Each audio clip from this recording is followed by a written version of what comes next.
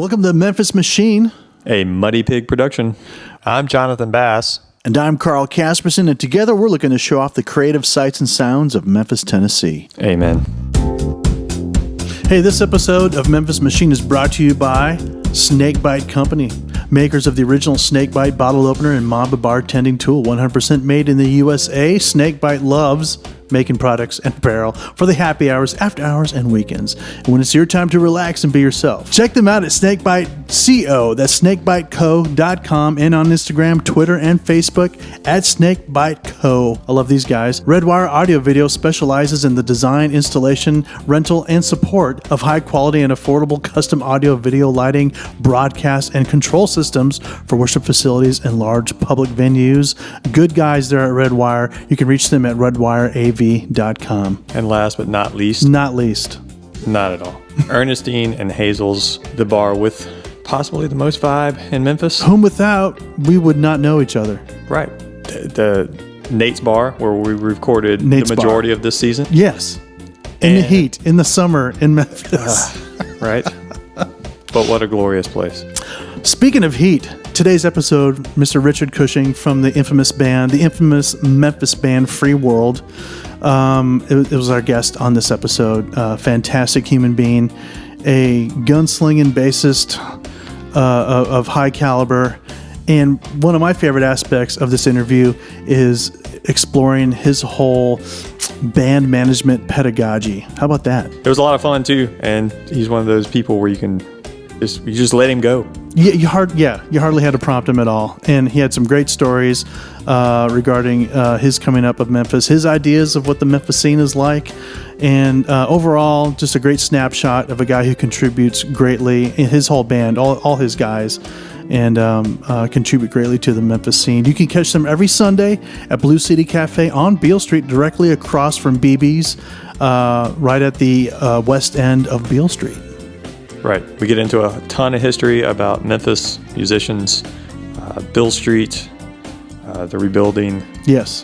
Great interview. We had lots of fun with Richard. Good times. Check it out. Enjoy it. All right. But welcome, Richard. Now, is it Cushing or Cushing or? It's like pushing, but with a C. Cushing. It's Cushing. Like Peter Cushing. You know, the great actor. It took me 2 years. It took me 2 years. Really? No. Oh. So Richard, welcome to Memphis Machine. We are looking to tell the stories of Memphis music, and yours is pretty much at the top. Well, you are at the top of the list. You are our first victim. Yeah.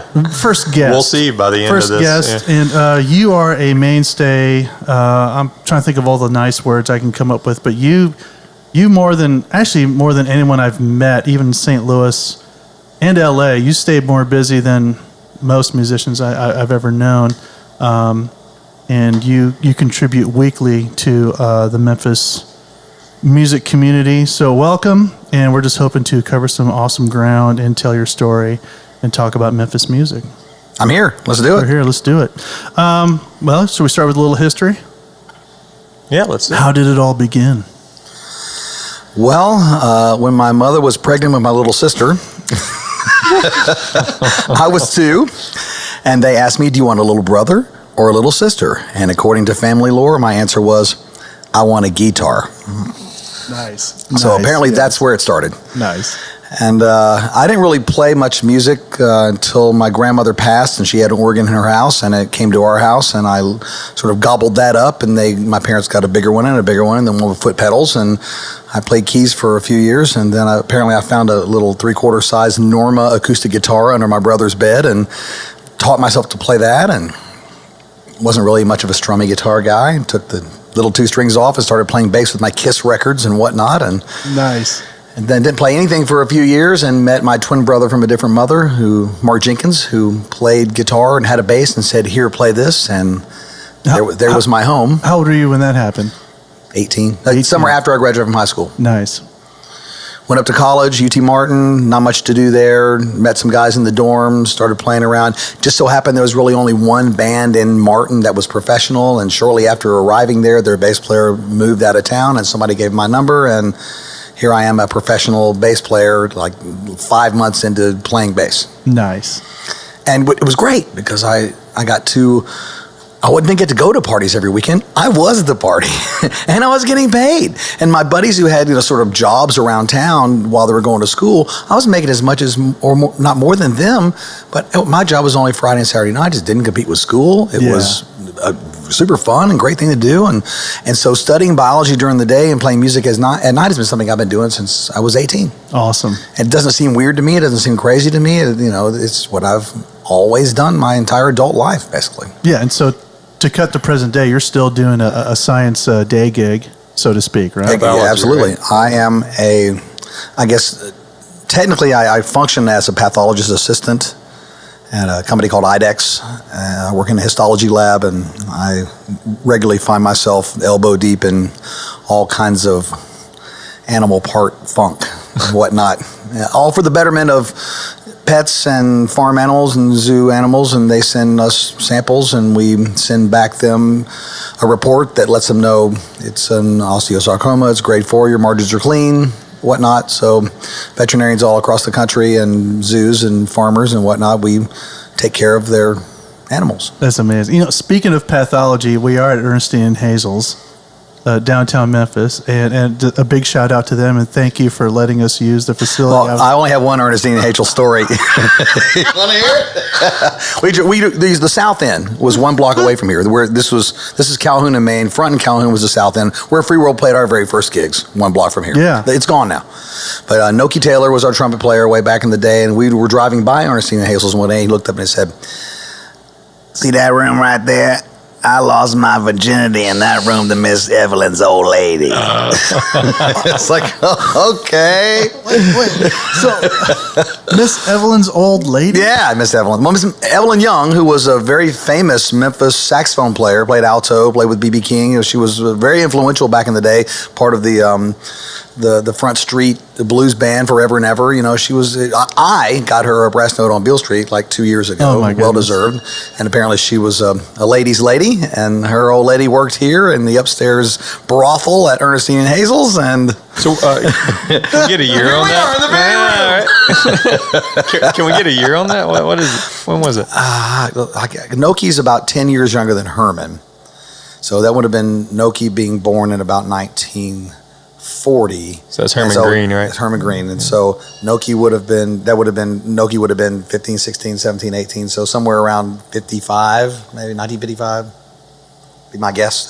Wow. But yeah, we touched on it. Jumping forward, FreeWorld played our first gigs October of 1987, 1 block from here at the South End. We were for the first 2 weeks, we were the Herman Green and Jimmy Ellis Blues Review. Wow. And then at rehearsal, we started brainstorming and came up with the name FreeWorld, and it stuck because it really sort of aptly describes where we were coming from initially. And what we started with was blues, Coltrane, and the Dead. That's really about all we had between the guys that were in the band. It was Jimmy Ellis and Herman Green, who had pedigrees, and a bunch of University of Memphis college kids that were jazz bows and deadheads. So we sort of came together and fused it all together in whatever sort of bizarre. And back in '87, there wasn't really a jam band scene. There was the Dead and the Allman Brothers and Santana, and that was really about it. And we didn't really have anything to pattern ourselves after. We just were what we were. We pretty much still are. Yeah, that's what we are, which is just every band has to have a gimmick, right? We decided a long time ago we were going to have a really strange gimmick, a gimmick that nobody else has anymore. We were going to be about the music. Artist. Were you going to be, and I'm holding my fingers up, quotation marks, artists? Were you going to be artists? Well, we never took ourselves that seriously, I don't think. Yeah. Taking the music seriously is one thing. Taking yourself seriously is another. Okay, so I hope I didn't circumvent some of the history here. So you were in school, and you're studying biology, and you're a gigging machine, and then did we already cover how you ended up? Well, I was in pre-veterinary medicine initially. Okay. I grew up, my parents' backyard is 90 miles of woods, and I was always finding animals that were hurt and bringing them home and fixing them up. And my mom was like, "Hey, why don't you think about being a veterinarian?" Yeah. I joined an explorer post. I worked in an animal hospital for many years. I enjoyed it, but I got to Martin, and really you don't even get anywhere near dogs and cats until like halfway through vet school. Sure. And I was going to school at UT Martin, which is a very rural school. So all you were dealing with up there were cows, horses, and pigs. And frankly, unless a cow or a pig is on a plate, I really didn't have much interest in it. But I'm in the AGR frat with all the farm boys from Northwest Tennessee, obviously not fitting in very well, making great grades, killing it in school, but not really. And the more I really thought about day in and day out, I'd go to the office and give shots to old ladies' poodles. I really enjoyed the surgical aspect of veterinary medicine. And these days, I have a friend who is actually a veterinary surgeon. What she does every day, she goes to work and she performs surgeries from the minute she gets there to the minute she leaves. But back then, there wasn't that sort of specialty. And the majority, they did surgery every afternoon from noon to 2, but generally, the majority of their job was seeing clients with their dogs and talking to them and, checking their dog and giving them shots. And I really didn't want to do that. So I dropped out of school, moved here to Memphis, and started going to Shelby State and got my EMT certification. I drove an ambulance for a little while. Oh my gosh. Also I ended up getting paired up with a couple of guys who my job was, I'm an angel. I'm a shard of white light. My job is to show up and stabilize and transport and get these, my job was to make everything okay. Yeah. The dudes I work with job was to put these people in the meat wagon, let's get out of here. And they were jaded, they were older, and the more I worked with them, the more I was like, this job is also sort of like 60 years of putting people in the meat wagon and heading off to the hospital. And it's like, So I went back to school, and all my credits lent themselves mostly to a biology degree, which is what I eventually ended up doing. But when I got back to Memphis from Martin, this was 85, and Beale Street reopened. It had been boarded up and shuttered, and there wasn't anything going on for like 20 years or so. Beale Street was nothing. Well, Rum Boogie opened. Handy Hall opened up, which is like above where the police station is now, and Lafayette's Corner, which is the eastern half of Wet Willie's. Oh, wow. That's all that was going on. There weren't clubs all up and down the street. There wasn't neon everywhere. It was just these people had a vision and decided they wanted to try to do something with it. And I had heard about it somehow or another. And there were guys, in particular, a guy named Alabama and a guy named Uncle Ben, who were old dudes who basically sat on the street and played. Wow. And I would go down there with my little amp and my little bass and plug up and try to hang. And these were dudes that weren't playing 12 bar blues. It was 13 this time. It was 9 the next time. It was 12. Yeah. So they were just, Right. that was authentic old school blues. And you just kind of had to be elephant eared and try to hang, and that's sort of where I would go down there. Like I said, I go to school during the day, and at night I majored in biology. I minored in Beale Street. Awesome. Yeah. So I go down to Beale, and then eventually I was also playing in a band that was based out of Sardis that was 85% rock, 15% country. And I would go drive down there on Friday afternoons, and we would set up and play gigs and then go ski all day on the lake. And it was really great for a college kid to be playing some gigs, making some money, but also hanging out and having fun. But then the keyboard player put out a country single, and the band manager, Momager, had the band go from 85 rock, 15% country the other way, 85% country, 50%. And I couldn't hang with that. So the drummer and I came up here to Beale Street, and we walked up and down the street trying to see if anybody needed a rhythm section.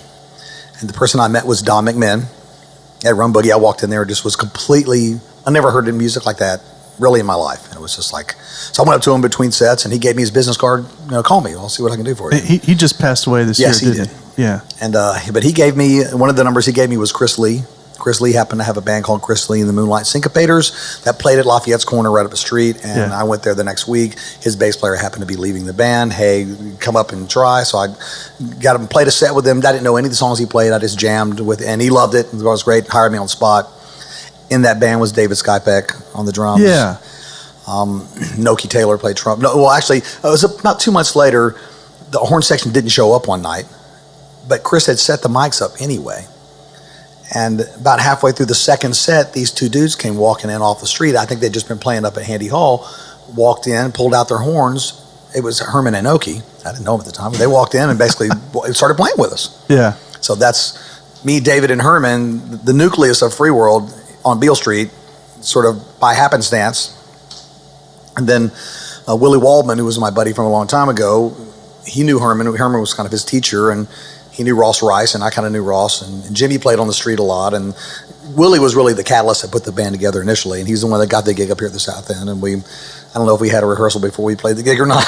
Yeah. We just kind of showed up and started doing that thing. And it so happened that all of us coming from different bands and already being sort of connected to a scene, the FreeWorld Tuesday night thing at the South End became a thing, like right off the bat. Yeah. The place just slammed, and we were just jamming. It was, it was just crazy right off the bat, And it was really an education for me because the rest of them were either seasoned musicians or jazz bows in the University of Memphis, and I was, been playing in a country band as artist, right? They're whipping out take 5, and I'm like, where's the one? Yes. But I've never really taken many music lessons. It's osmotic for me. I just kind of soak it up and listen. And Herman's showed me a few things. I took a couple lessons from Ed Finney. Actually went and paid him to show me a few things, how to walk a bass line here and there, But mostly it's just been kind of gleaning things off of people and having Ross Rice come up to me at about the 4th or 5th gig at the South End and on the set break and put his arm around my shoulder and say, Richard, somebody in the band's got to play the bass. And since you're wearing it, what about you? That is, that's a loving thing to do. Oh, he meant it, and it was necessary, and it sort of changed my perspective on, as we were just a jam band somewhat, and I was all over the neck, but somebody's got to play the bass, And the other thing he told me, maybe not during that conversation, but shortly around that same time, was we had a conversation about, so music. If you're talking with 5 people, one person speaks and 4 people listens, and the person that speaks bounces around the conversation. But in music, everyone's speaking at once. Right. And you've got to integrate your voice with everyone else's in a way that's, nice, pleasing, pleasant, in some sort of way. And what he told me was, you have to listen more than you play. Yeah. And I was like, wow. So, music is an education. If again, Herman, so we went, when Clint, the guitar player, and Willie and I went down to King's Palace where Herman was playing another club right down Beale Street had opened up, and he was playing, and we went to him and said, hey, we would like for you to start a band with us. And he said, I will do this, but you got to be serious about the music. And so that's kind of where we came from, taking the music seriously and, delving deep into it and trying to try to find, make it conversational. And I don't want to be a jukebox. We don't want to play, even playing the same songs night to night. If someone goes off on some sort of motif in a solo, well, maybe the whole band can follow them. And the next thing you know, and we did a lot of impromptu medleying in the early days, primarily because there was a lot of let's say recreational chemicals floating around. And in particular, we would go off on a tangent, and it's time to come back to the song. And invariably, I wouldn't exactly remember what song we had been playing. And so I would go, they were looking at me like, here we go back into the song. I'm like, okay, we'll go to this song. Because I don't know what, so songs would go, float from this tune to that tune to the other. Matter of fact, I was told years later that part of the scene, part of the reason people came to the gig was, let's see where Richard takes them tonight. And it frustrated the other guys in the band because I wasn't, there were plenty of other bass players in this town who were much higher musically on a level than I was, but I don't know why they kept me around, but it's eventually they all left and left me holding the bag. So that's great. Making medleys, so to speak. Yeah. So we're talking. So are we talking like middle '90s and the '90s now? Is this kind of when this is rolling? Was still the band started in '87, and then the band ended in '88. Okay.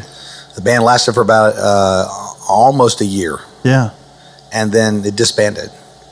And primarily because I wanted to write. I wanted to put a record out. I wanted the band to be an original band. And everyone else wasn't really pretty much interested in writing songs. And so I put together a side project that ended up taking over. FreeWorld just sort of fizzled. And it was a lot of, even as now, there was a lot of turnover. The band, personnel-wise, changed a lot. And it got to a point that I think the drummer left and we didn't find an immediate drummer to take his place. And a gig or two got missed. And then the whole thing kind of fell down the stairs. But I'd already put together the side project called Mosaic that we were doing nothing but our own music. That's all we were doing. Writing and playing our own music, which was really great for like the 9 people that showed up on a regular basis to hear us. They really seemed to love it. And then about, I don't know, maybe 2.5 years into that, I ran into Willie at a party and we came up with, why don't we take the originals from Mosaic and all the covers we were doing from FreeWorld and put it back together And the legend of FreeWorld had grown in the 2 years since it had been gone. So when it came back together, it was again like this wow thing that happened, and it exploded. And FreeWorld's debut album was really Mosaic's greatest hits, with basically. And we just kept rolling from there. The first record came out in '94. Right. Now, I've been told the '90s were somewhat of a golden era. There was all Beale kinds Street of music. Well, not just in Beale general. Street, but the Midtown scene and all. There was so much. Here's how you could tell it was such a hotbed at that point in time. There were flyer wars. Because there wasn't any sort of online anything at that point. You had to go around. That was the social You media. had to go around and tack your stuff on a telephone pole. Yeah. And another band would put their stuff over yours, and you'd put yours over theirs, and it was this whole flyer wars that happened between all these bands around. And that's how you could tell. Really, how you could tell it was because the poster, the telephone poles were covered, all the time with layers and layers of stuff, because there was so many gigs going on, so much creativity and things happening, and people, it was somewhat of a golden era. I agree. All right, so FreeWorld is back together. They're jamming along, and you talked about like as any band. Well, how long? So up to now, FreeWorld has been in existence for 31 years. 31 years. We just passed our 30th anniversary this past October, so we're working on 31. I mean, that's amazing, right? I mean, that's equal to some. I mean, that's it. That smokes most marriages, right? How many bands last 30 days? I mean, in 30 years, it's almost impossible to conceive of. I don't know. I vacillate back and forth between whether this is a truly honorable, amazing accomplishment, or am I just beating this dead horse straight onto China, just like all the way through the earth? I don't. But the way I sort of counter that in my mind is, well, we have yet to become a tribute act to ourselves. We keep putting out new records. We keep being creative. Yeah. We keep pushing forward. We're not just living on the laurels of the 90s. We keep, and as a matter of fact, I believe, I've been told by people who I trust their judgment, we just released a new record last October that's widely considered to be our best work. And, if you're not just moving forward, but putting out better work than the last work, as you move forward is the definition of it being worthwhile, I guess. Yeah, wonderful. Now, your house gig, speaking of Beale Street, at Blue City Cafe. Now that's in the 20s, right? That you've been there. We've missed somewhere in the vicinity of 12 Sundays since '91. Since '91. So that's what, 27 years. Yeah, remarkable. And that's where I first met you guys, I believe. Yep. Yeah, Blue City. That's right. I first met you in Starville, Mississippi. Mm-hmm. You still play Dave's? Dave's Star Course. It was '99. So, is there any like in your travels in being a homegrown, an institutional band in Memphis? Are there are we institutional? Do we need to be institutionalized? Institutionalized. I mean, being like. Who comes to mind immediately as far as people or instances or people that you've met in being in Memphis? And I know you've mentioned before that Blue City is somewhat of a magnet of people coming to the Orpheum.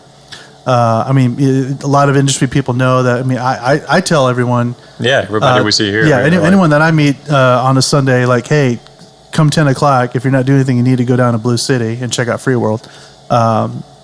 Tell me some stories regarding just of having that house gig and what that's afforded you guys. Well, first off, we wouldn't have that gig if it weren't for Dr. Herman Green. Right. I mean, that the place was originally owned by George Eldridge and his son George Paul. George Paul, the bandbox was sort of George Paul's playpen. The place made and maybe still makes enough money off the restaurant that the bar is, at that point anyway, George Paul had whatever he wanted there, the music he liked. That's why we got the Backup Levon there. That's why he had the Kate Brothers play. That's why whatever he wanted, he was music. But their perception of that room was they really wanted it to be, I guess, similar to Preservation Hall on Bourbon Street. They wanted this club to be the place where all the old guys would always have a home. And Herman was in our band. Yeah. And so he wanted us to play on a regular basis because he wanted Herman to always have a home. Yeah. So, tell our audience a little bit more about Herman. Dr. Herman Green was born in 1930 here in Memphis. He went to Booker T. Washington High School. His grandmother taught him piano at a young age. He picked up the saxophone. His first gigs on Beale Street, he was 15, playing with Finest Newborn Seniors Big Band. He was sort of discovered, if you would, by Rufus Thomas, who had the amateur nights down on Beale many years ago, the old Daisy. And then a young Riley King happened to come to Beale Street and try to make his way. And Rufus hooked Riley up with Herman and put his first band together. Yeah. Shortly thereafter, Riley became B.B. And so Herman was B.B. King's very first saxophone player in 1947. Herman moved to New York for a spin and ended up hooking up with Lionel Hampton and toured with him for several years in the late 50s, early 60s. Wow. He moved out to California, San Francisco, and was the band leader for a club called the Black Hawk. And this gig was like midnight to 5 a.m. Yeah. And when all the heavy cats came to San Francisco to play their gigs, after their gig at the municipal hall, they all came to the Black Hawk. So Herman got to hang with Miles Davis, John Coltrane, Sammy Davis Jr., Frank Sinatra, Sarah, everybody. He was the house band leader of the place where all the jazz bros went. Wow. So then eventually he came back here to Memphis. He was the head of the jazz studies department in Lemoyne for many years. Of course, all the while he has Herman Green and the Green Machine, which is much like FreeWorld, an incubator of talent. And he had three of the greatest piano players of all time come through his band. James Williams, Mulgrew Miller, and Donald Brown. Oh my goodness! All came through his band and went to New York and became serious people. Became those guys, Right. And countless other hundreds of guys that over the years played with Herman and the Green Machine, and he's wasn't just a teacher and an educator at Lemoyne, but he's a teacher and educator in life. Yeah. And I've been playing with him regularly since 1986. My father died in 95. He became my dad. Musically, he taught me, not just about music, but life and business and music business and how to deal with a crowd and how to deal with a club owner and how how to drink and he's the man. When we first went to him to have him help us start the band, we were just a bunch of college kids. We needed somebody that had enough insight even at that point to know we needed somebody in the band had some street cred, a mentor. We needed somebody in the band that when I went to a club to try to book a gig, oh by the way, Herman's in the band. Oh well, sure, come on in. It wasn't just a bunch of idiot college kids. It was Herman Green. Oh well, sure, come on in. Yeah. So he's the mentor. He's the band's daddy-o. He's the spiritual and musical center of where we come from and where we've been. That's fantastic. So and so we wouldn't be playing the Blue City Cafe if it wasn't for Herman's foot in the door in the first place. Right. And through that, I've kept a list. I don't have it on me right now, but the list is extensive and long, and the people who have wandered in, primarily a lot of times during Music Fest when they've played down on the river, but they wander up to Beale Street because they want to. And if they ask anybody, hey, can we sit in with the band? They get pointed to go find FreeWorld. Those are the guys that you can sit in with them; it'll be fine. Doobie Brothers, Counting Crows, the drummer for Prince, the drummer for Leonard Skinner. And every you mentioned it. It's probably about 15 or 20 of the touring Broadway musical acts that go to the Orpheum when they finish on Sunday their week or 2 week run. Either they get in a bus and leave immediately, or they have a rap party. And it's Sunday night. Yeah. And there's only one place they can end up. Yeah. And so we always, when I look out in the crowd, and these people, first off, you see the dancers, right? These girls ain't dancing like Memphis people, right? These girls are professional dancers, right? And so I tried, y'all from Orpheum? We need to get some of y'all up here to play, right? So and the juxtaposition of Broadway and Beale Street is such a unique thing because these people can sing. Right. They sing correctly. They enunciate their words. And we're playing soul music. And they're enunciating their words. And it makes this whole juxtaposition of, I'm a soul man, and it's right, and it's correct, and it's pitch perfect, but it's lacking something, but they love it. And they're having it. What really is great is if you can get any of the guys from the orchestra pit who have been stuck on this tour, who are playing this gig, with their asleep because they've done the same show twice a day for 4 years, right. and they're crazy, right? But they get, we can sit in. You get those guys on stage and they completely lose it. They cut loose and go wild because they're amazing musicians, right? Oh, yeah. But they've been stuck in a cage. So if you can get those guys on stage, that's really beautiful. But yeah, the Blue City thing has just been, we cornered the market on Sundays many years ago. There's really nothing else going on in town at all, especially late night. There's a lot goes on early. There's, Memphis Jazz Orchestra. There's a really great band that plays at Ernestine and Hazel's. But after that's over, the late thing to do is true. No, is come down to Beale. And then if you ask if you're staying at a hotel, you can always edit this. That's cool. If you're staying in a hotel in Lakeland, you ask the concierge, what do you do on Sundays? They're going to say, you need to go down to Beale Street. There's a band that plays on the corner. They're great. So it's been a magnet. It's been a joy. It's been an incubator. It's a stepping stone. We've had a lot of guys come through this band that have moved on to, Art Edmiston, moved from our band to playing with Little Milton to playing with Mofro to playing with Greg Allman. I mean, guys from our band of Dave Aaron, our sound guy from back in '88, is, he's done killing it. Everything Snoop Dogg ever put out, Sublime, J-Lo, Prince. He's people have come through our band and gone on to much bigger and greater things. Which when I was younger, perhaps world domination was a bit of a goal. Right. But really, as I've gotten older, I'm more than happy to watch people come through the band and you go dominate the world, Yeah. I'm good. I got a good job. And if I even were to go off on tour for a weeks, a month, 2 months, I'd come back and all my regular gigs are gone. And I may have had a great experience. I got asked to be part of Grand Funk, Yeah, right. But I'm not going to do that. I don't want to do that. I'm medium-sized fish in a medium-sized pond. I'm good with that. I found my space. The band found its space around that, and it's a beautiful thing. Yeah. Okay. Well, I mean, as far as defining success, that can go down a bunch of rabbit holes. But absolutely. I think definitely. I mean, of what you've been able to experience and what you experience today is a level of success that even world touring acts probably don't get to enjoy long term. Longevity. It in and of itself, that is success in a way. Yeah, we've never. I don't know that I ever wanted to be, the Grateful Dead or Bruce Springsteen. Not that I wouldn't mind having the bank account, but and not that wouldn't solve some problems I have now, but it would create a whole other set of problems.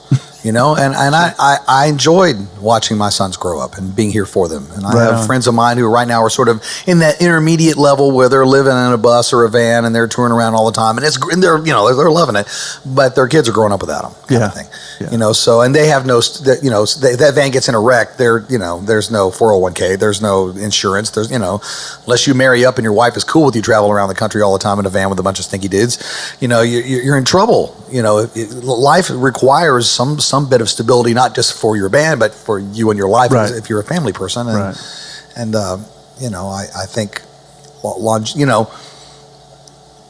there's a brass note on Beale Street that has FreeWorld on it. Yes. And to talk about that, how did that come about? Well, let me put it this way. I don't know how many countless Grammy Awards there are out there in the world, but there's only 148 brass notes on Beale Street. Right on. And, it's Sam and Dave, and it's Isaac Hayes, and it's, Booker T and the MGs, and, Eddie Floyd, and FreeWorld, Yeah. And that's a rarefied air. Yeah. And to have your band name or logo engraved in a hunk of metal, and that hunk of metal embedded in a rock that people are going to walk over for the next 1,000 years or whatever, and wonder, who were they? But, somewhere along the line that's... And then this past month, as a matter of fact, the second stone in forever, Robert Gordon released a new book, and there's a FreeWorld reference in a book. Yeah. Magazines and articles and newspapers, that's all one thing, but a book, to me, that's forever. Yeah. And the ballad, we've touched people's hearts and minds and lives and booties for a long time, and that's a great thing. But that brass note on the street, which it touches the inside of you in a way that to walk over that, look down at that, to know people are going to be looking at that forever. Yeah, I mean, was that a surprise, or did you see that coming, or how did that? Well, as I think it really was the owners of Blue City who lobbied for that. Yeah. And as Kevin Kane told me one time, probably in the entire history of Beale Street, 100 and some odd, however many years there's been a Beale Street and as an entertainment place, and we're, back in the day when it was hookers and gamblers and bootleggers and whatnot and music, there's probably never been a consistent band play a consistent club for as long as we have in the history of the street. Right. That's whether or not we've ever become anything outside of that in and of itself is, that's more than no one else can say that. Yeah. I think so. Let's get, and if our brass note has our logo and underneath it says every Sunday night. Oh, that's okay. like our Wow. legacy on Yeah. Beale Street is Nice. every Sunday night. We played every stage there is on the street more than once, but that's our legacy. That's our home. That's Yeah. where we live. That's where we belong, and that's where we do what we want. We play a lot of the other clubs, and we you kind of have to be somewhat of a. There are people that come to Beale Street from all over the world. True. Every day, and they come there for a certain thing. They're looking. It's Mecca, and they want to hear. The cradle of Western musical civilization is on Beale Street. Right. The combination of the blues and the gospel and the country and the rock. Rock and roll basically was created there, and went. So people come to Beale Street and they want to hear the blues. They want to hear all that classic Memphis soul music. And we give that to them, somewhat, at least initially. Yeah. Let's sort of walk them from here and end up in Blue City. We sort of take that left turn a little earlier, but a lot of the other clubs we sort of end up sticking more close to the program, because Right. I'm under no illusion that part of playing music anywhere is selling beer. Part of my job is to make sure that the club justifies my existence there, that they make Right. enough money to pay me and to pay their overhead costs and their, it's all. Something that I think a lot of the younger musicians don't necessarily clue into. Right. So is that, it's not just necessarily entirely all about the music. You also have to be a jack of all trades. Somebody's in the band's got to be an artist, or you got to know somebody to draw some posters and make some stuff online. You got to figure out how to market yourself. You got to put butts through the turnstile. You got to put money in the pocket of the guy who hired you. Yeah. There's a bunch of things that you got to consider that are above and beyond. Well, we got some really cool tunes. Okay, I've worked with you now for about 3 years. We had a church gig together. It's fabulous, by the way. And You're a great band leader, by the way. Well, thank you. And you are as well, which I want to talk about. And I've teased you, and I've said if I ever had a music education gig, and we came to the part of music business, I would have you come in and just spend the whole day talking about work ethic and what it means to be a working musician. And could you just take a moment to speak to the up and coming musician who is now maybe thinking of considering of at least pursuing some type of paying gig or supplemental gig or actually gigging? Speak to that mindset.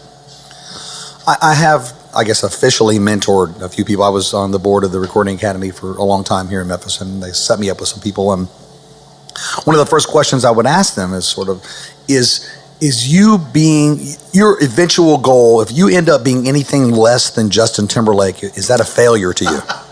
Because if that's really, I think American Idol and that kind of stuff has sort of ruined people's perception of paying dues, of right. working your way to be. You got to get someplace. You got to know how to get there, and you got to be a hustler. And it really, initially, first off, it's got to you have to need to do it because you need to do it. Right. You don't have to need to do it because you want to be rich and famous. It's because right. more than and I don't ever want to discourage anyone, because the guy I'm talking to, my little mentor, he might end up being the next Stevie Wonder, and I don't want to squash his dreams. But at the same time, you got to sort of impart to people there's a decent possibility that might not happen for you. You got to be happy enough with your spiritual outpouring of music as a part of your soul to be happy with maybe you landing somewhere in the middle ground, you know. Even in order to land in the middle ground, where I think I'm sort of firmly planted, you gotta hustle, and you can't let up. And you know, you say no to a gig. If people call you up, you get to the point that somebody's calling you for a gig, and you say no enough times, they're gonna stop calling. Right. You know, you gotta say yes. You gotta play some gigs, maybe in some clubs, maybe you don't really want to go to. Maybe you're just tired. You don't. There's some Sundays that I'm just, I'm burned. Yeah. But you got to get up and go play your gig. You got to have a work ethic. You got to go. As much as it's a joy and an amazing honor to get to play. It's a job. Yeah. You got to haul gear around. You got to know how to set that gear up. You got to have done some marketing online or however you're going to do it to get some people to come to your gig. You gotta have had some rehearsals. The guys got to know what they're doing. I got to deal with personnel issues, and so this guy can't make the gig, and who am I going to get to cover for that? And, there's guys in my band that show up and whip out the trumpet, and they play the gig, and it's all great, it's gravy, and all the other stuff it takes to get to that point that they never have to think about. Right. I have to think about, and it's I guess really ultimately there's a drive, an internal drive that you have to sort of push through and beyond and for. Not just because you want to do it, because you have to do it. Yeah. Because you need to, and not because your wife's bugging about where's the cash. You got to need to do it because your soul is not going to be quenched unless you connect with your boys and girls and make this illusionary magical thing called music that moves people somehow, that they want to keep coming back, because you're not just a jukebox. And now we can sort of get into the music of it. You got to rehearse, and you got to have a show, and you got to know what's going on. But also, if you're going to have people come night after night, right. It can't be the same show. Right. You burn them out. You burn yourself out. You've got to keep bringing in new tunes and kick out the ones that don't work, or rework the ones that maybe you've done too many times and you just or create some medleys, or you've got to think. It's as emotive as it is. It's also very mental. It's as spiritual as it is. It's also physical. Somebody's got to haul that gear around. And that PA ain't going to jump out of the van into the club by itself. So what I'm hearing so far is that maybe some people may be surprised at the amount of effort you think that goes into creating a successful, even a local band. It's, and something that people would want to come listen to. That takes some effort. We're not even talking about the people that tour and all the realities of dealing with the road and hotels and vans and flat tires and stolen gear and showing up at a club and you don't have a gig there when your manager said you do. Double booked. That's not even talking about that. Just at the local level, there's a lot more that goes on to it than I'll show up and play some tunes, dude. As far as the local levels, I mean, we mentioned earlier it's the 30th year of FreeWorld, and you've been gigging longer than that, or in this area. So any changes that you've noticed in the Memphis scene, be it economic, be it well, the money hasn't changed much. So getting paid the same. Herman's getting paid the same as he was in 1964. The scene in general, anything you want to say. Well, to that, here's the thing about that too. You're going to get what you deserve as a band.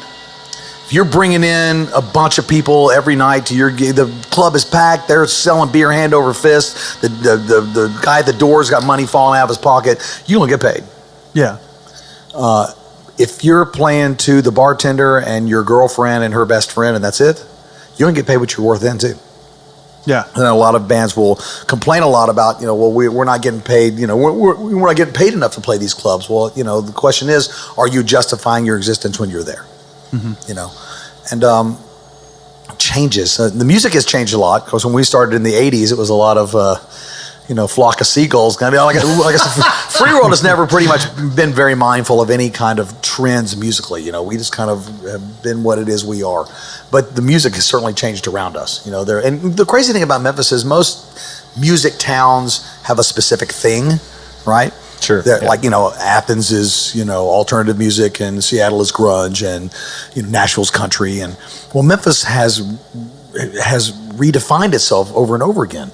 At one point, way back in the day, it was a jug band town, And at one point, it became a rockabilly town. And then it was a soul town. Then it was a rap town. And and there's also been this thing, there's undercurrents that go on all the time. This town has a pretty heavy, pretty intense, heavy music scene. There's a bunch of hard rock bands in this town, and it's a hotbed for that. And so the focus of Memphis as a music town during the course of our band's life, so I've certainly watched it sort of mutate and rotate around us. And it's changed a lot. And it also sort of ebbs and flows. Right now is a bit of an ebb, I think, as far as the number of live bands to choose from. We've had some clubs we play have sort of stopped having live music because they can't really find bands that aren't running people out of their club as opposed to bringing people in. Wow. And when you get away from the hot spots, the Beale Street and Cooper Young and or Overton Square, when you get away from, you start getting out in outlying areas and sort of just because most towns don't have what we have either, Right. You move to Phoenix and there's a couple of bars here and there, but there's not like a strip where there's 15 bands playing 7 nights a week. That's really a boon for musicians in this town, is there is a lot of work. Right. And if you're willing to hustle, if you put together a show that people want to come see, and you can find someone to hire you, and you can prove your worth and start, it's not that hard, I don't think, to get something going. There's a lot of places, and I'm thinking the High Tone in particular, also incubators of young, they give young bands an opportunity to play that can get a foothold, get a few gigs under their belt, start going to other places. Hey, well, we played a few gigs here, and you need, because you can't just start off playing Rum Boogie, right? You've got to sort of make your way around from the outskirts to the inner circle. And Memphis has a lot of outskirts. Yeah. There's a lot of opportunity here. I don't know. I think also the advent of computers and other things to occupy people's minds, because becoming a musician requires some work. Yeah. You've got to, if not lessons wise, you got to sit in your room for a long period of time and learn your instrument and figure out how to make noise with it, right. and eventually go find some other people who can make similar noise, and then try to integrate your noises together. And so, it's it takes time and energy and wherewithal and intent. And I think a lot of young people, I think the world kind of has ADD these days, and if you can't get sort of immediate gratification from something, right off the bat, it falls by the wayside. You go to the next thing, And so I think music, learning how to play guitar or bass or keyboards or drums, I think a lot of kids, not spending a lot of time doing that these days. So that's where I'm seeing a bit of a dearth of live music, because I don't think there's a lot of younger people who are picking that up as it's not hip and cool like it was earlier. I think there are other things. The world is too fast. Yeah. This is fantastic. It really is. Do we need to take a break at all, man? I think that was the cue for the lull. Is that the cue for the lull? So that's about the time we got up, went downstairs, freshened up, came back upstairs, and finished our interview with Richard. Check it out for part 2. So if you could unpack what you said about bands possibly driving crowds away. I didn't write that one down, but I mean, are crowds fickle? I mean, they always will be. Maybe they always are. And is it? I mean, is the glass half empty, half full? Do you blame? Is it the creative scene? Is it the crowd? Is it not to pass blame necessarily, but like just finding a solution, or cable TV's to blame, Netflix is to blame. I like Netflix. I generally see a lot of things on social media, Facebook, somewhat, people complaining about various aspects of music in general, Memphis music in particular, Beale Street specifically. For me, I'm very fortunate. Mm-hmm. I got into it, and this band was created so long ago that we sort of circumvented a lot of the problems that other musicians have.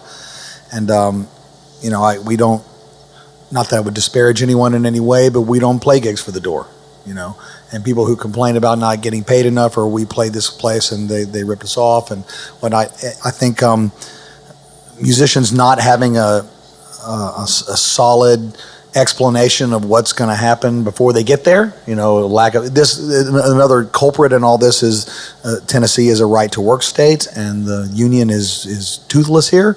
And so there's no one really to go to if a club owner bends you over at the end of the night, and the place was packed, and he gives you $30 and it was $5 a hit. Well, and some of that is to be expected, frankly. I mean, club owners. I mean, how many club owners that have not been unscrupulous in some sort of way? Not that I would disparage anyone, but there's as a band, you got to watch out for you, right? And if your part of your take is coming off the door, you better have your own person at the door. You have the person from the club checking the IDs, but if the money coming out the door is your money, you need to be the person responsible for making sure that money gets to the band.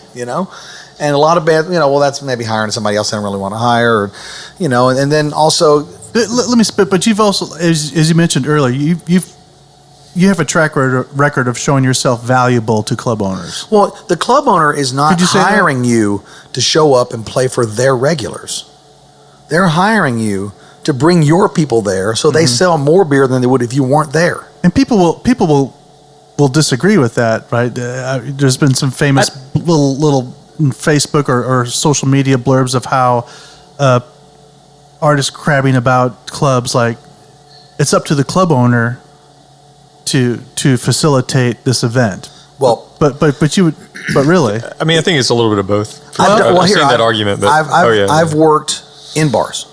I've been a day manager, bartender of a bar. I've hired and fired bands, and frankly, if I were a club owner, it would be like this. I will advertise for you in my weekly blurb in the Memphis Flyer. I will give you a case of beer. I'll feed your guys. I'm gonna put my guy at the door to check IDs, and everything else is yours. If you bring in 5,000 people at the door and you charge them $10 a piece and you leave with $50,000, great for you. I'll have a great bar night. You'll have a great door night. Everybody be happy. You bring in your mom and your sister, and you make 35 cents a piece. That's on you. Now, I don't know that I would work for me. Right. But as a club, I understand the club owner's perspective of, I'm not hiring you to come in here and play for Shaggy and Billy and Johnny, who are sitting at the bar here every night anyway. I'm hiring you. I'm paying you $500 or however much I'm paying you. And I've always heard that the equation is 3 times. Whatever the bar is paying you, they have to bring in 3 times that amount of money to justify you being there. They have to pay you the $500. They have to bring in $500 to cover their overhead, their rent, their bartenders, their security, the restocking of their bar, and another third for a profit for them. So if whatever you expect to be paid, you have to be contributing to that 3 times the amount you're getting paid, or they're not going to have you back because maybe there's somebody else they can have back that will bring in a bunch of people. You have to be a partner, in the economy, the economics of what's going on in the venue. You can't just be expected to show up and frankly, the club owner doesn't care if you get up on stage and fart in the mic. Yeah. If you're bringing in 500 people to watch you do that, the club owner's happy. If you're not bringing in people to justify your existence, you've got a marketing problem, or you've got or what you're providing isn't value. There's all kinds of music that's great. I'm not saying any one kind of music is better than another, but I'm saying what you do has to appeal to a certain demographic of people who are willing to spend money to come hear you play on a semi or regular basis in order for you to maintain your existence, or it's not going to last very long. Right. And I was the chairman of the Musicians Advisory Council to the Memphis and Shelby County Music Commission for several years. And I had meetings once a month, and I had people come in, and we talked about a lot of these issues, and a lot of people would, basically what you said before, well, no, it's, that's not my job. My job is to be an artist. It's the club owner's job to pack the club. It's like, well, not exactly. And maybe in some places that maybe you're going to a college town and, you're driving to Starkville and this club is packed every night, and maybe that is their job somewhat.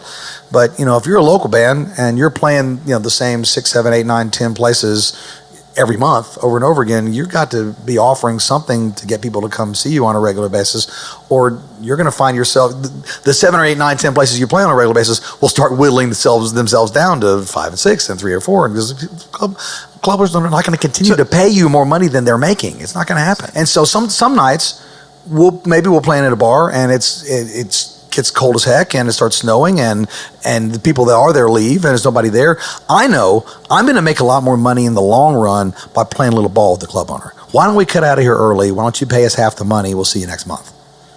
They're more than happy to do that, and that also gives them a favorable view of, well, this man knows how to play the game. Yeah. Instead of me walking in and I insist that I make my full amount of money, you might hit that once or twice, but you're going to make a lot more money over 30 years playing ball than you're going to be walking in being a diva, and FreeWorld's only really ever had one rule for the band: no divas in the band.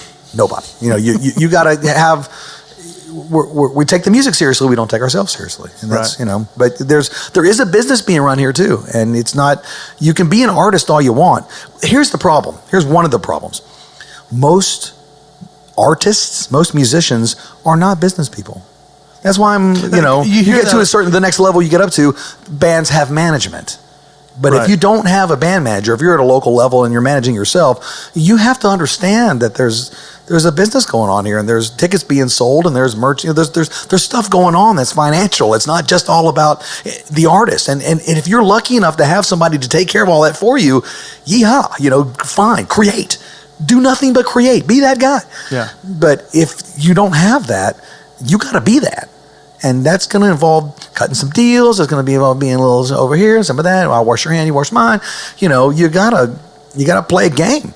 Yeah. Unless you're not really particularly interested in anything long term. And then Let's switch it up real quick. I know in making your latest record, CD. What are we calling it nowadays? Recording. Your latest recording. That you we didn't get to talk a whole lot about it, but you expressed pretty much sheer delight in this latest project. Was that true? Absolutely. So walk us through the latest FreeWorld recording. The last record we put out before this one, as far as original music, came out in 2008. Jim Dickinson produced it. It was a beautiful experience. We did it down in his studio in Mississippi, and the stories he told while we were cutting it. Yeah, now, Jim's a legend. Jim is right. Of course, he passed away in 2009, but he's still here. Yeah, he's just dead. He's not gone. And he's one of the greats of Memphis, and for the vibe, and for the experience, and for the stories, and for the knowledge and the musicality, and we wanted so bad to work with him, and we're so fortunate to get to and both his sons, Luther and Cody, played on the record as well, and we had the Masqueraders come down. I had a bunch of people. It was a big guest record thing. It was awesome. And the next record we put out was in 2012, our 25th anniversary, and that was sort of a greatest hits along with the DVD that we produced. But then we haven't really put out another album of original material since 2008, and this came out in 2017, so that's a pretty long chunk of time. Our first record was 94, then 96, then 99, then 03, then 08, so it was 2 years, 3 years, 4 years, 5 years, and then 9 years. And part of that was, as I mentioned before, our band has mutated a lot. In particular, personnel-wise, we have people come and people go. And that's in some ways difficult to deal with, in some ways beautiful and necessary. How many people have come through FreeWorld? Well, I also have that list. Right. And if you played a whole, not sat in, you played a whole gig, start to finish, and got paid, or did something on an album, that it's in the hundreds. 250, 270, something like that. Oh, people wow. who if you came to a FreeWorld gig and this guy played trumpet from the beginning, and as far as they're concerned, this guy was a band member, so that it's extensive. But as far as core band members, I don't know. That's maybe 60, 70, something like that. Maybe still right. And that changes a lot. And we had the same primary guitar player for most of our albums, Brian Overstreet, and then he left in 2010, I think. And we went through a series of guitar players, all great players and great guys, but we never found the time to write together. I'm one of the primary writers. David Skypeck, our former drummer, our primary lyricist, and between me and him and whoever's been the guitar player has always been sort of the core of the writing team of the band pretty much since the beginning. And all of our guitar players we just never either found the time, or they weren't the right guy, or it just never happened. For whatever reason, spiritual, musical, or otherwise, it just didn't happen. Well, when Andy Tate joined the band, it coalesced again, and so if you don't want to become a tribute act to yourself, you have to continue to be creative. Right. And we decided we wanted to put another record out. And so the first step in making a record is writing some songs. You can't go record stuff if you don't have original material. And some people can go to the studio and create in the studio. For me, I like to test drive songs. Mm-hmm. I want to write them and take them to Blue City and see do they work or not. Because, and also songs tend to grow. You write them in a room somewhere and you play them a few times, but then you get live and you can tell this, and you serve the song. You try to keep your ego out of it, and you try to do what the song tells you it needs. Sometimes you're in the middle of a gig and you can just tell this section needs to expand, or this part's too long. The bridge needs to be here, and this modulation at the end was just a bad idea, And if you do that in the studio and you never test drive it live, there's gonna be some missteps, I think. Right. So we've always kind of wanted to write songs and write too many, and test drive them all live, and then figure out which ones work the best, and then go to the studio and record those. Mm-hmm. So step number one, write some songs. And then, there's a lot of options these days. You can go to anybody's house, right, and cut a record these days. Or you can even go to a bigger studio and cut the rhythm section, and then go do all your overdubs at somebody's house, And you get fairly good quality with that. And but our band, that's not the way I want to do it. I mean, I want to go to a real studio. I think it focuses when time is money. When every tick of the clock is you're paying for, and you're in a place that's renowned for great sounds and platinum records all over the wall. So we've recorded in every major studio in this town over all the years, except for Ardent. Hmm. And Jody Stevens, who's been the studio manager there for many years and who was the drummer for Big Star for equally as long, who I've known sitting on various boards around town forever, sweet guy, wonderful human being. He got wind through social media that we were thinking about cutting a record. He was like, hey, he sent me some private messages. Hey, Richard, we'd like for you to come. John Fry had passed, and we had talked about John Hampton producing our next record, but he passed too. Yes. And Jody was like, we need you here. You really need to come to Ardent. I think it'd be a great mix. And of course, our drummer also had a physical issue and fell by the wayside as well. And when Jody several times he bugged me, and I was considering several options. Maybe Royal was an idea. Andy has kind of a studio in his house. We're thinking maybe we might. I don't know. But then the next time I happened to see Jody out, I was like, okay, I'll tell you what.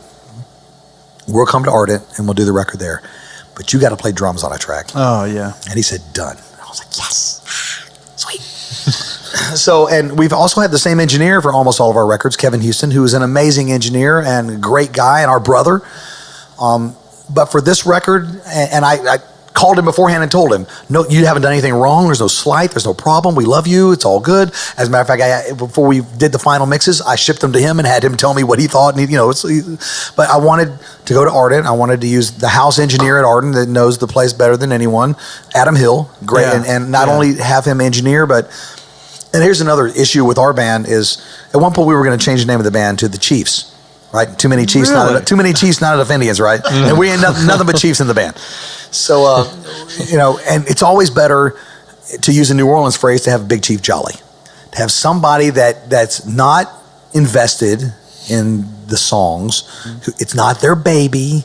They don't own it. They're an unbiased outside party. Because I know the records that I've produced, it's real easy when it's somebody else's song to go, yeah, tell you what, let's shorten the intro, let's move the bridge here, we'll double the chorus at the end. When you're laying somebody else's songs out, it's easy to see what works and what doesn't. Right. But when it's your baby, right. So we asked Adam if he would not only be the engineer, but also be a co-producer with us. To have that that outside party, unbiased person who could. And I told him, some of your suggestions are going to fly, just like mine, and some of them aren't. But I don't want you to be a knob tweedler. I want you to be somebody please be fully willing and able to suggest ideas and criticisms and he did. He actually threw several things at us that were pivotal in the record making.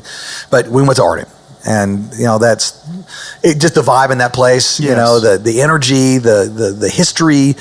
It's just amazing to And I said it several times to Adam when I got there in the mornings. I was like, I took a week off of work. There's a couple more, maybe like 10 days off of work, my job, and when you pull into the Ardent parking lot, and I've got a great batch of songs, all my best buds, and the band's like stronger than it's ever been in a long time, and the best studio in town, and the killer engine. It's like, life is so good, right? It's like, and it's so, the energy's there to be creative, to push yourself. Because, at a gig, and, gigs are amazing, and gigs can go anywhere, but gigs are ephemeral.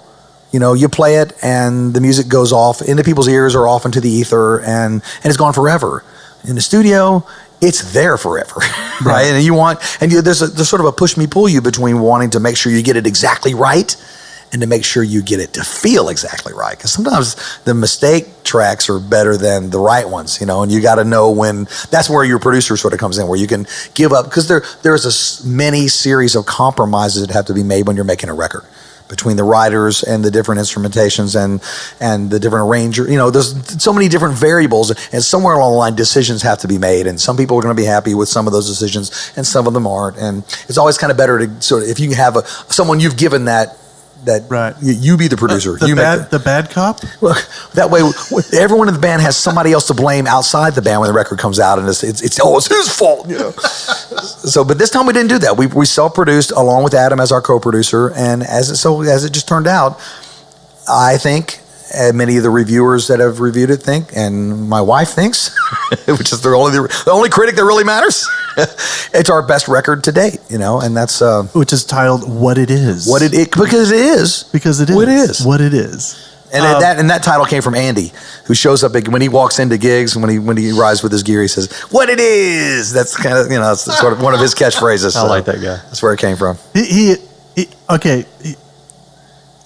Jonathan Bass here is an exceptional guitarist. Yes, I've heard him. He's amazing. Andy Tate is a sight to behold. He's a little more reserved, I think, on the Kaleidoscope, some of your other musical incarnations. But for all of you listening right now who can come down to Blue City Cafe on a Sunday night, you need to see Andy Tate. Yeah, you need to see all the guys really hit, do. but it's really a delight. Andy Tate is a musical wizard. Yes, and he's with that beard, he intelligent. kind of looks like a wizard. He's Father Time on the guitar. And while we're talking about the band, let's mention everybody so everyone gets the piece of the puzzle. Chris Stevenson is our keyboard player, and I guess my co-lead vocalist, especially on the record. Amazingly soulful man, great keyboard player, plays B3 and piano and electric piano and Whirly and everything else he can coax out of his boards. And his nickname, where he goes by his Dr. Fangus. Doc Fangus. Fangus. Doc Fangus. Fangaz. Yeah, Fangus. Fangus. Greg Lundy plays the drums. He took over for David when he had his issue. And step right in, world-class drummer. Powerful drummer. Powerful, he can hit. Strong. Yes. Creative. Yeah. Listens. He picks up on stuff real fast. Great guy. Pete Climby is our primary saxophone player. He plays tenor, bari, soprano, and an iwi. Electronic wind instrument. The Ewing. Now Peter's rig. Now he's another wizard, a technical woodwind wizard of sorts. Right. Yeah, his rig. He's dedicated to. Very, very few horn players you'll see that have a pedal board and their own monitor and effects. But it works. But he's great. It's brilliant. And he's also the horn section leader and writes all the horn arrangements. And our entire gig for the horn guys is all on iPad. So when the people have to sub out the new, if you can read, you can play the FreeWorld gig. And that's a big bonus. Very much. Jared Dover's a trumpet player. Great also trumpet player. another co-lead vocalist live. He sings all the high stuff.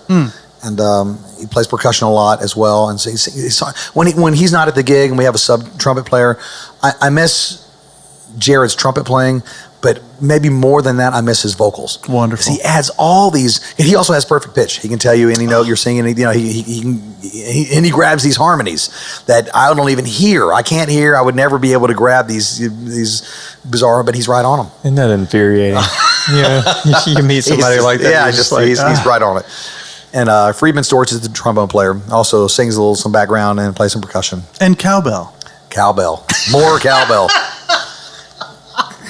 Okay, now I tell you, when I'm bragging on FreeWorld, especially here at Ernst & Hazel's, and if people who are from out of town, and I said, oh, it's a great band. They kind of jam band. They do some soul. And they have horns. That's when that's when the things perk up. That's when it's like real. I said, yeah, killer horn section. And you say that every single time. I say that every single time. Almost every single time people go, oh. And they usually head down your way. Yeah, I mean, horns is luxurious in today's world, I would say. I would think. Wait till you got to pay them.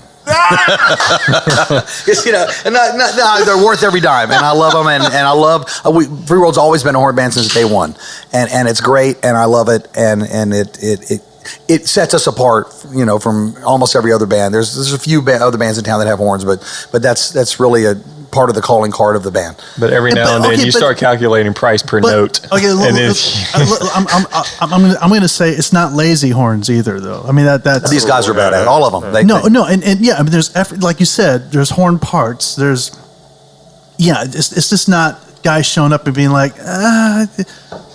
And musicians know what I'm talking about, like lazy horns. Yeah, they're not humming an upcoming part to each other in the background. No, he writes some aggressive parts, and they're all on an iPad, and you better be playing them right. If he ain't on your ass, I'm going to be. If you sit in like I do when you let me once in a while, and you play My Old School by Steely Dan, they're hitting that California Falls into the Sea lick. Yeah, they kill it. It's just like I can't wait for. I always just get a little like, yeah, it's delightful. So Ardent, you hit Ardent from the beginning. Like I never once heard, and we were working together while you were actually recording. It was like, I'm sure you wish it just could have gone on forever. It was just a delightful process. The worst part about recording a record and the actual recording part of it, you've got this goal, and generally you're going to have a whiteboard, and as you get through it, you're sort of scratching off things. Okay, we got a percussion track left on this one. We got some harmony vocals on this one. And when you get down to the last thing you scratch off, it's like, yay! Oh no, now we're not coming back here anymore. It's like you're rushing headlong to this goal, and when you get to it, it's like this dagger in the heart. It's like, and you head out. Was it mastering, or was it the actual mix down you headed out to LA for? So I mentioned before, Dave Aaron was our sound man for about 4 months in '88. He graduated from the University of Memphis, but he was really more of a studio guy. Mm-hmm. My first conversation with him, I showed up at a gig, and Willie had dropped the PA off and was all sort of sitting on the stage, and I knew a little bit about the PA, but not really a whole lot. And Dave was like, hey, you know anything about putting this PA together? And my first words ever to Dave were, I don't know, I play bass. So that was our start, But he was our sound man for a while. Then he moved on. He worked at Sun Studio for a while. He did the Rattle and Hum session with U2 and B.B. King and all that stuff. And then he moved out to L.A. and he became somebody, And he's massive, the most successful FreeWorld alumnus by far, Dave Aaron. Well, he's wanted to get back to us for a long time. I want to do a record. I want to help you guys out. And he's kind of, he's out of our league, He's like, I don't want to take up your time with some piddly little project here when, you're doing records on Prince, it's not like, I don't, and also he's kind of a hip hop, he's Snoop Dogg, and he's T.I.'s guy now, and he's a hip hop dude, and we're not really a hip hop band, and I don't, the sensibility's a little different, and I kind of, I just sort of, I never said no, and I never said yes, and we talk, and and then he came to town in 2012 when we got the brass note, because he's part of the original core of the band from back in the day, and we're taking pictures and with the brass note and down on Beale Street, and it's all good. And he comes up to me kind of on the sly, and he puts his finger right up in my face, and he says, "Look, mother, I'm mixing your next record." And I said, "Okay." I mean, let me think. Should I let the guy with $1 million ears mix my next record? Okay, I guess I'll let him do it. And it was a joy to work with him again because it was so long. It was, 30 years ago that we worked together. And he actually recorded my first solo project up in my bedroom. We all used to live together. It was a FreeWorld house on Madison that we all kind of lived together, and the FreeWorld Free Love Club after gigs and whatnot. And it was some fun there for sure. Wow. Yeah. And he up in my room, he recorded my first solo project. He and I. It's great. But it was, so Andy and I flew out to California. We shipped him beforehand the hard drive with all the basic tracks, and he got a pretty good jump on it. And Andy and I went to his Hollywood Way Studios in Burbank, where he'd done records on everybody and anybody, and we sat there for 3 or 4 days and finalized and tweaked and fixed mixes and got them, between his sensibility and where we can, got it just right.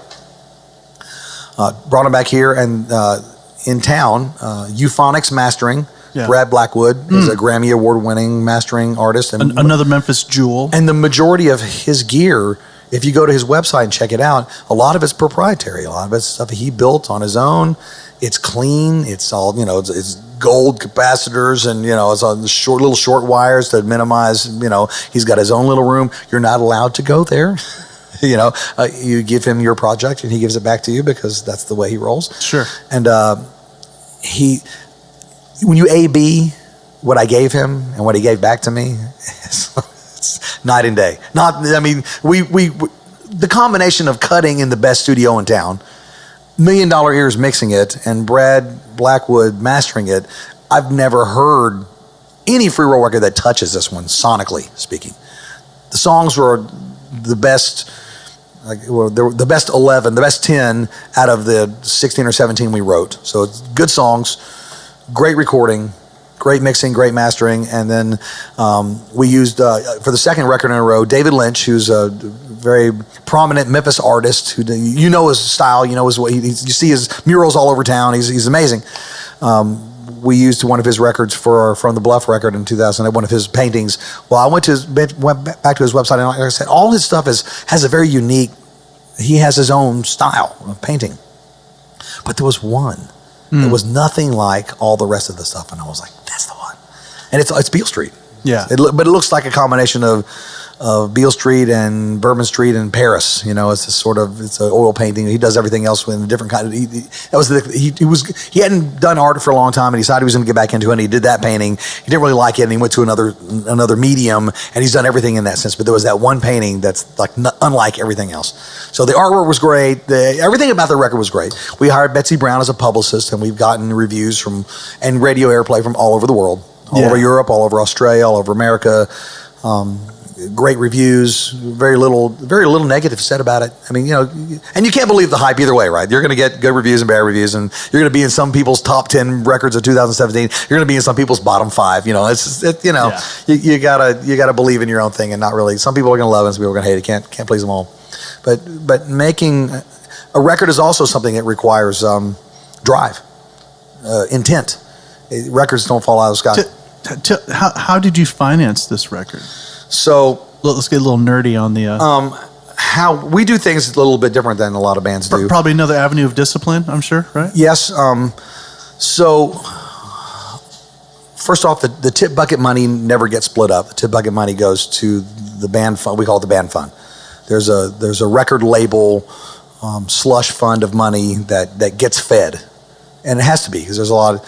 And then the larger gigs, the wedding receptions, the corporate parties, the gigs that pay a lot of money, we'll pay ourselves 2/3 of that money and put the other part of it back.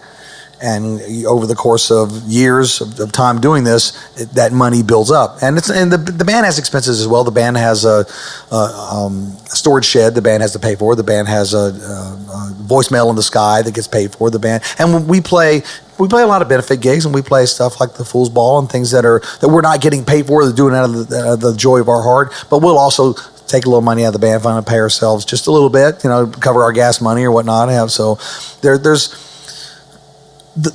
if there's 6 people in the band, there's 7 cuts of the money. Okay. So that the band gets paid too. And over time, so when it's time to go, when we decide we want to make a record and we've got enough songs and we want to go to the studio and do it, there's money there. We don't have to play a couple gigs for free and hurt ourselves over it, or borrow, or crowdsource or any of that. We pay for it out of, and then what we do after the fact, during the course of every year, as we sell CDs, the money goes into separate envelopes, I guess if you will, sort of for the various records and each record has an equation associated with it. All monies for every record get split in half. Half is mechanical royalties, half is publishing royalties. So the mechanical royalties go to everyone who took their time to come to the studio and took all time off work or whatever. Actually were in the studio and made the record thing. And that pretty much gets split up evenly. And then the publishing royalties go to the people who wrote the songs. If you took your time, we have separate rehearsals around, record time, and everyone's. We're going to be at Pete works at St. George's as the IT guy, and they were generous enough to allow us to use their chorale room as our rehearsal space. Already had a PA in it, a piano set up in it. We go there and write. Well, of course, this Tuesday night we're going to have writing night. Well, not everybody in the band shows up. And maybe because they have a gig, or maybe because they don't feel like it, or maybe they're not really a writing guy. Well, that's fine. That's your call. Because when the money, and I save all the money up during the course of the year from all the CD sales, and around Christmas we get a Christmas bonus. And all the money that we sold, all the CDs during the course of the year gets crunched through the equations, and everybody gets their piece of it. And you're going to get, if you went to, not only were in the studio every day, but went to all the writing rehearsals and contributed to the writing of the songs, you're going to get a little bit bigger check than the guys who... I hope our listeners are paying attention. I was just going to say. This is beyond, this is a slight step beyond the typical beer slinging cover band. It's free advice, kids. Yes. I mean, we're not charging for this. This is highly intentional. It's having management. FreeWorld has always been larger than the sum of its parts. I feed the dragon. I'm the dragon boy, but I'm not the dragon. The seventh member. And neither is anybody else in the band. And it seems like, and it deserves its tribute, and it gets its money, and it gets its time, and it gets its energy, and it directs me in the way it needs to go or wants to go, and I can help to guide it. But in some ways, and almost every time someone's been ready to leave the band, there's kind of somebody else in the wings ready to slip in, and it's always been sort of a thing that it's been going on 31 years now, and a lot of that is me, but some of it's not me. Mm-hmm. It's kind of got its own will to live, and it forces itself to. It takes some intent. It takes some thought process. It takes some creative juggling. Not just of personnel, but of money, and it just has to be thought of as more than a vehicle for you to make rent. It's more than that. Do you have anything, Jonathan? I was just going to say that was one of my key questions for tonight, was the question about the longevity of FreeWorld. And I mean, man, there's so many attributions that we've covered tonight. I want to tell my favorite FreeWorld story, my personal favorite FreeWorld story, and it came out of time. I've been in Memphis now for almost 6 years, and I've turned. How many people do you meet that crab about Memphis that are just down on Memphis? Too many. Okay, right? And then you also meet people that are just very positive. They're like, hey, good things are happening. Yeah. Hey, Memphis is a music town. Hey, there are artists here. Hey, Arden Studio's still going. Willie Mitchell's Rural Recording Studio. Right. A Grammy. Come on, right? I mean, so you have, and I've turned a personal corner, I think, in my own attitude, but it started with here's my FreeWorld testimony. It started with FreeWorld, and I was visiting a Sunday night, and I was going through a personal, I moved here for a job that fell apart. So I wasn't really feeling much happiness towards Memphis in general. But I met a guy, and Tom Bowen, if you're listening, Tom Bowen from Wales, who came to Memphis. He had a personal rough spot, and he decided he was going to go to Memphis to start to heal up personally, right? And he's hanging out at Blue City Cafe on a Sunday night. And we'd already kind of had a friendship started, and I mentioned it.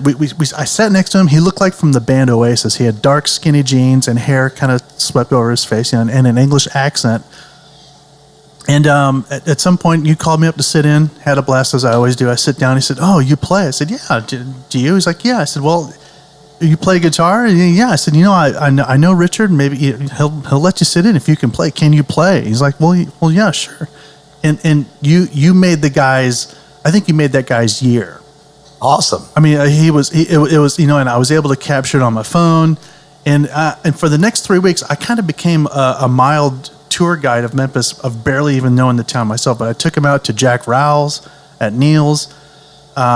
We had him over for dinner, and I think he made it down to New Orleans. But you kind of defined his Memphis experience, and it was a powerful, and it spoke to me of the renown of Memphis. People have asked me, "What do you think of Memphis?" I said, "Well, there's some problems, right?" And he said he's got some issues. But if Memphis could rise up to its renown, it would be unstoppable. And it's taking names and kicking butt already. But what hopes do you have for Memphis and where you've seen it and where you think it's going? Well, I've heard it said more than once that Memphis is a great place to be from, not always that great of a place to be in. Mm-hmm. Right, and primarily as a musician anyway. It's a great incubator of talent. There's something in the water. Right? There's a bar in this town. If you're playing out, you got to be over the bar because there's some great players in this town. On every corner and every bar. There's somebody who can cut your head off. And that goes for all of us. There's no one in this town. And that's all. It's good and bad. I'll digress for a moment. There's plenty of cats in this town that can slice my head off on the bass or any other singing, whatever, band leading. But there's not really much of a competition here. We're all part of the fraternity. We're all brothers. I rarely, if ever, feel any sense of competition with any of my bass playing brothers or any of my other band member. But we're all in this. We're all in the same bucket. Right. And all. But back to great place to be from. There's talent galore, and there's history here, and there's people to mentor from, and there's the old school and new school, and they're more than happy to mingle and teach, and that's great. But there's also no record labels, no management companies, no lawyers, no publishing houses. There's no industry here at all. Right. And that's why the talent leaves Nashville, New York, LA. If you're good enough to do something seriously with your music, you pretty much gotta leave. Yeah. Right. And my hope would be that would change somewhat. People like David Porter. There are record labels that have started up in this town, and I think there are more.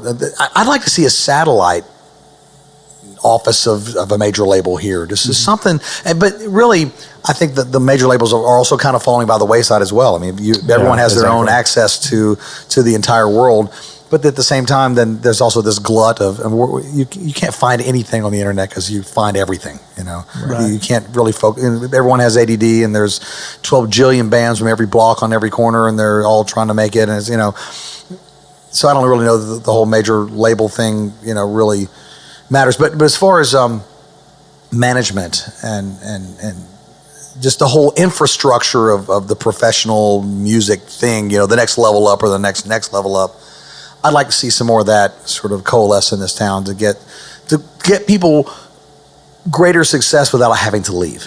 Right. I think that would be important to. If we could, it's like hiring Penny for the University of Memphis basketball team. We get to keep more of the local talent here because they're going to want to stay here. Well, it'd be better if they could do that musically too, to have people based. You're still going to have to tour and go around, not everyone can be Steely Dan, but at least you could base yourself here and not have to be based out of Nashville or New York or LA. I'm going to circle back around, and I'll insert this back into the edit, but I want, as far as notable sit-ins with FreeWorld, the Levon Helm. So I told you George Paul and George Eldridge ran Blue City, and they grew up just outside of Helena, and I believe that Levon Helm and his family are also like relative county neighbors, I guess. They were also for our younger audience, Levon Helm from the band. Yeah. Thank you. The drummer, one of the primary lead singers, Take a Load Off Annie and all those amazing songs, is from about 60 miles from here. And back in '95, the general manager, owner of Blue City, called me up on like a Tuesday or Wednesday. Said, "Hey, you guys want to back up Levon Helm this weekend in Blue City?" Let me think about it. Okay, Like that just came out of the blue. like just out of nowhere. Hey, he had been there before, and I think the Kate brothers had backed him up. The Kate brothers actually had. It's a couple of twins who play keyboards and guitar. They're from Fayetteville, Arkansas, and they were actually members of the band after Richard Manuel passed and Robbie Robertson left. The reconstituted band toured for some time, and the Kate brothers were part of the band. So I think the Kate brothers band, which played Blue City on a semi-regular basis, had backed up Levon there once or twice before, but they were unavailable that weekend. And George Paul said, "Hey, you guys want to do this?" It's like, so, he gives us a cassette tape, and we get together and learn 15 songs real fast, and show up that Friday and set up. And we set up 2 drum kits on stage, David next to Levon, but Levon also plays mandolin and harmonica, and so there were times when he was back there playing mandolin, but he's still playing kick and hi-hat with his feet, or a harmonica, and he's still playing drums. Or he would start a beat off and get David going on the beat, and he'd drop out and play harmonica or mandolin and whatnot. But we're upstairs before the gig, and I said, Mr. Helm, I want to apologize to you. We didn't really hear about this gig till like 2 days ago. We didn't really have a whole lot of time to prepare. And he says, "Oh, hell, we don't want to sound too slick anyway. You pass that over here, would you?" just the most, self-effacing, generous, kind, homespun. Have you ever read his book? He's got a book called "This Wheel's on Fire." And he didn't write the book. It's really evident that he had some meetings with his co-writer, and they interviewed him repeatedly, and they transcribed the interviews, because nobody sits down at a typewriter and writes, "Oh, it's raining like a cow pissing on a flat rock." Nobody writes that. That just kind of. But he's homespun. He's real. His book is amazing, and he's just like that. And we're on stage. We played 2 nights, and that was July 95. And there were great gigs, and we talk about them forever, and there's some photographs. And about maybe a year and a half ago, I'm talking to a buddy of mine about those gigs. You remember when you all played with Levon? He says, "Well, I bootlegged that gig, right?" What? You've been sitting on a recording of me and Levon Helm for 20 years and never told me? Look, mother, get it to me right now. So he, again, brought me a cassette tape, and it's like, this is 2 years ago. What do you do with the cassette? What to do? What do I need it penciled, or, So I took it to a guy who digitized it, and we actually had to speed the tape up. I had my harmonic at the time, and he was, "Is this in tune?" I'm like, "Well, it sounds a little weird." I pulled out my harp, and he sped the tape up to match the pitch of my harp. Just happened to have the right harp on me at the time. And so we digitized it and mastered it and put it out. I can't sell it. I don't own the intellectual property on it. But we give it away. I keep copies on stage. And when people request, "Hey, y'all know anything about the band?" It's like, we'll play a band. Hey, come here, buddy. Here, have this. Or you buy one of our new CDs and get one of these for free, kind of thing. Right. But to get to play, we also did, as far as the really big time people that FreeWorld has ever played with, Levon Helm, the Memphis Horns. Steve Cropper. Steve Cropper came to a gig at Blue City one night. Loved the band. Came up on break and said, "Would you mind if I sat in and played with you guys?" Would you mind? Let me see. Okay, why don't we do this? Steve Cropper is amazing. We did we did a big festival gig out in North Carolina, where we warmed up for the Tedeschi Trucks band and Blues Traveler. Sort of all on the same stage, same night. Got to hang out with all of them. But the Levon, that's just, there were several times that I look back in the middle of the gig, and I look down at my feet, and it's like I'm standing in Rick Danko's shoes. Like literally, Literally, yeah. And it's just fantastic. Wonderful. One of the best. Wonderful. So if you want a copy, let me know. I got them. I want a copy. It's cool. Yeah. Got to come to a gig. It's cool. It's cool. Well, Jonathan? Well, Carl? I mean, we didn't hardly have to do anything, honestly. I really feel like I've stolen something. Richard, thank you so much for taking a Tuesday night out of your busy gigging week and talking to Memphis Machine. Y'all get online and check out what it is. You can go to the website. It's freeworldmemphis.com. Yeah. There's a gig schedule there that you can always find out where we're playing. Regular places we play every Thursday night at the Blind Bear. That's I have a side project externally from FreeWorld that's if it's FreeWorld, I'm playing bass and there's horns. Right. If it's Kaleidoscope, I'm generally playing guitar and there are no horns. And Kaleidoscope's more of a cover gig and it's more fun and we have a good time. And so we play every Thursday at the Blind Bear, and then FreeWorld plays every other Friday and Saturday at Rum Boogie, and then, of course every Sunday at Blue City Cafe on Beale. And then we do some various things. Central Barbecue every Saturday afternoon, noon to 3 downtown. And FreeWorld is available for hire. That's right. Wedding receptions, bar mitzvahs, anything. corporate events. Corporate events, yes. So yeah, and again, freeworldmemphis.com. There's a gig schedule. Go there and check it out. Wonderful. Come Richard, find us. Thank you so much. The pleasure was all mine. Thank you all. Wonderful. Hope you enjoyed that session with Richard and us. Again, that was a delightful hang. People know what I mean by that when I say hang, right? That's musician speak. I certainly hope so. I hope so. It was a delightful meeting of the minds. We were hanging out. We were hanging out. Yes. Again, be sure and visit our sponsors, Snakebite Company, Redwire, AV, and of course, you have to visit Ernestine Hazel's. And check out our links, all the goodies that we've tagged on this interview. Tell your friends, tell your family, and spread the word that Memphis is making good things. Review us on Apple Podcast or wherever you listen to podcasts. Catch you next time.